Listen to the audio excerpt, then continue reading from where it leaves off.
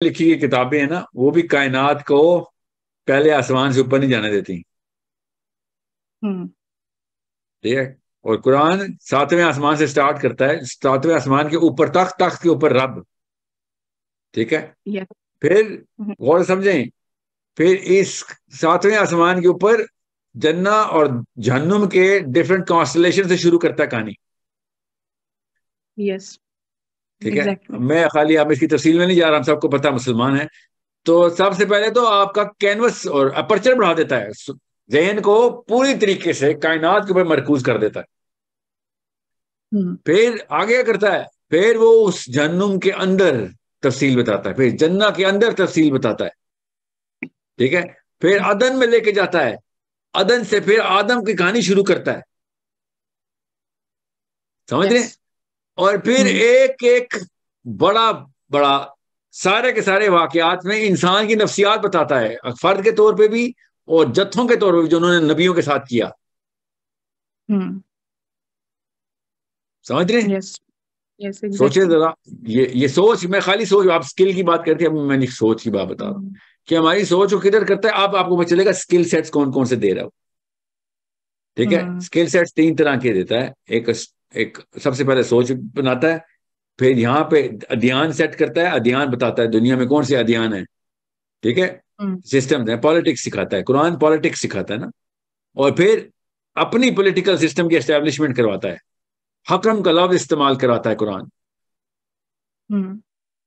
ٹھیک ہے. اور بتاتا ہے, قرآن خود کہتا ہے یہ والا معاملہ کن کن قوموں کے ساتھ اللہ تعالیٰ نے پہلے کیا تھا. ٹھیک ہے. ایسا ہی ہے. ابراہیم سے, موسیٰ سے, عیسیٰ سے اللہ تعالیٰ نے کس طریقے سے سٹیپ وائز بتایا ہے قرآن پاک میں کہ یہ حکم ہم نے کدھر کدھر دیا اور لوگوں نے پھر اس کے ساتھ کیا کیا اور کریں گے بھی. سمجھ گئے؟ یہ پولیٹیکل سائنس سکھاتا ہے. ایسٹرونومی نہیں خالی سکھاتا کائنات, پولیٹیکل سائنس سکھاتا ہے. خالی پولیٹیکل سائنس نہیں سکھاتا, پھر فزکس اور بایولوجی بھی سکھاتا ہے. ٹھیک ہے. کمپیٹنس دیتا ہے کہ بھائی تم ایسے نہیں سمجھ آئے گی کائنات, شاباش, کیسے میجر کرو گے, سارا کچھ میجرمنٹس بھی بتاتا ہے ساتھ ساتھ. پھر جسم کے اندر لے جاتا ہے اور جسم کے اندر کے سارے معاملات اور وہ والی کائنات کھولتا ہے ہمارے سامنے. ٹھیک ہے. اور سمجھیں, پھر ہم کیا کرتے ہیں, ہم صرف برکات نکالتے ہیں. حالانکہ قرآن کیا نکال رہا ہے, قرآن کائنات پوری نکال رہا ہے اور ہم برکات نکال رہے ہیں. کائنات برکات. سوچیں, قرآن برکات کے لیے ہم نے استعمال کیا اور قرآن نے کائنات, انسان کو کائنات کے لیے تیار کیا اور ہم نے مسلمان کو برکات کے لیے تیار کیا. تو اللہ کے نبی علیہ السلام اس قرآن پاک کو جس طریقے سے ابو بکر صدیق, عمر خطاب, عثمان غنی, علی بن ابی طالب, یہ چاروں نے قرآن پاک کو ہاتھ میں پکڑا. یہ وہ حدیث ہے, قرآن ہاتھ سے نہ جانے دینا. ٹھیک ہے. سو ان چاروں سے کے مقابلے کوئی اور نام ہے تو مجھے بتا دیں, میں کہتا ہوں نہیں, ان سے بھی بہتر اس نے قرآن پکڑا. کوئی ہے تو نہیں ذہن میں آپ کو, ہے تو نہیں آپ کے ذہن میں کوئی ابو بکر سے علی تک؟ نہیں ہے. اوکے. تو اس کا مطلب ہے کہ اگر ان چاروں نے بتایا قرآن کے ساتھ کیا کرنا ہے تو پھر ہمیں بھی وہی کرنا ہے نا. ایگزیکٹلی. تو پھر ہمیں بھی سب سے پہلے پالیٹکس کرنی ہوگی نا, نظام اپنے ہاتھ میں رکھنا ہوگا. نہیں, ان چاروں نے نظام اپنے ہاتھ میں رکھا نا. ایسا ہی ہے. قانون قرآن کے تھرو لگایا انہوں نے. یس سر. ان چاروں سے اوپر کوئی صحابی ہے, بتا دیں, پھر میں کہوں گا نہیں یہ والا کام ایک آپشن ہے. دوسری آپشن وہ ہے جو کہ اس صحابی نے کی جو ان سے بھی اوپر کا درجہ رکھتا ہے. کوئی ہے تو بتا دیں. اب ان چاروں سے اوپر کوئی نہیں. ان میں شیعہ بھی کور ہو گئے, سنی بھی. ابو بکر سے لے کے علی تک. مگر ہم نے سنیوں نے بھی اور شیعوں نے بھی ان چاروں کو نہیں ماننا, باقی سب کو ماننا. اور جب درجات گناتے ہیں, ابو بکر سے اوپر کوئی نہیں, ایک کہتا ہے 41 سے اوپر کوئی نہیں. اچھا, ان چاروں نے, ابو بکر نے جو کیا وہ تو کرو. پھر سنیوں پکڑو نا ہاتھ میں نظام. نہیں. اور شیعوں, علی نے نظام ہاتھ میں پکڑا تھا, تم نے نہیں پکڑنا. نہیں, تقیہ کریں گے, تقیہ. اوکے. اور سنی آپ کریں گے, آپ تزکیہ کریں گے, تزکیہ. اچھا, تزکیہ والے بھی آ گئے, تقیہ والے بھی آ گئے, نظام والے کی طرح. یہ چاروں تو نظام چلا رہے تھے. Yes. تو اللہ کے نبی علیہ السلام نے کہا تھا نا قرآن ہاتھ میں پکڑنا، تو ابو بکر نے بھی بتایا کیسے پکڑنا ہے، عمر نے بھی بتایا، عثمان نے بھی، علی نے بھی رضی اللہ تعالیٰ عنہ. اس کے علاوہ کوئی اور طریقہ ہوتا صدف تو میں آپ کو بتا دیتا. میرے پاس کوئی نئی راکٹ سائنس نہیں ہے. قرآن پاک کو جس طریقے سے کائنات کے تمام نقشے علی بن ابی طالب نے نکالے، ہم نے بھی نکالنے ہیں. ان کے پاس بھی وہی قرآن تھا، اللہ کی قسم وہی قرآن تھا، ایک حرف نہیں بدلا. مگر سارے کے سارے کرتوت بدل گئے ہمارے. جو علی کے کام تھے ان سے ہمارے کام چیک کریں ذرا. جو علی ابی نبی طالب کی سوچ تھی، ذرا سوچیں ہماری کیا سوچ ہے. جو سیاسی نظر عمر خطاب کی تھی، ہماری دیکھیں کیا ہے. ہم کہہ رہے ہیں نہیں خیر ہے، اگر آرڈر واشنگٹن سے بھی آتا ہے کوئی بات نہیں، عمران خان ہے تو نیک ہی نا. ٹھیک ہے، سوچیں ذرا.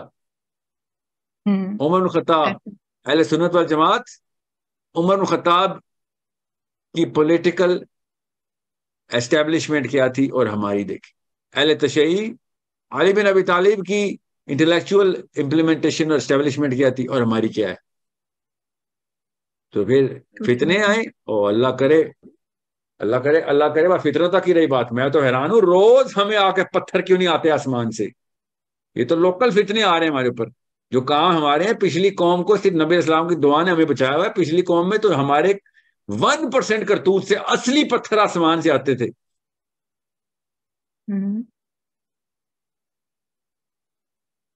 اور قومیں تباہ ہوتی تھی، یاد رکھیے گا. قومیں، آدمی نہیں، عورت نہیں، بچے نہیں، بوڑھے نہیں، قومیں. ایسے آسمان میں پھینکا تھا بچہ ایک ماں نے.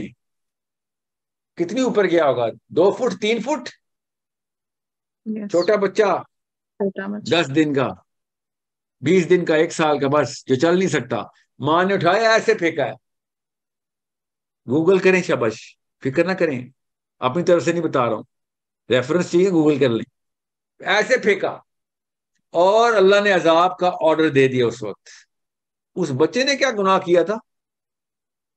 اس کی تو قوم کے سردار گناہ گار تھے. ایسے ہوا میں وہ بچہ جب ملا ہے نا، عورت کی کھدائی کرتے ہوئے ملی ہے یہ قوم. جب اللہ عذاب دیتا ہے تو آدھے سیکنڈ میں آتش فشاں، جو سائنس نہیں سمجھا سکی آج تک. یہ ہوا کیسے؟ میں نے نہیں اپنی طرف سے کوئی باپوں کی کہانیاں نہیں سنا رہا ہوں، میں سائنس بتا رہا ہوں، آرکیولوجسٹ نے نکالا ہے.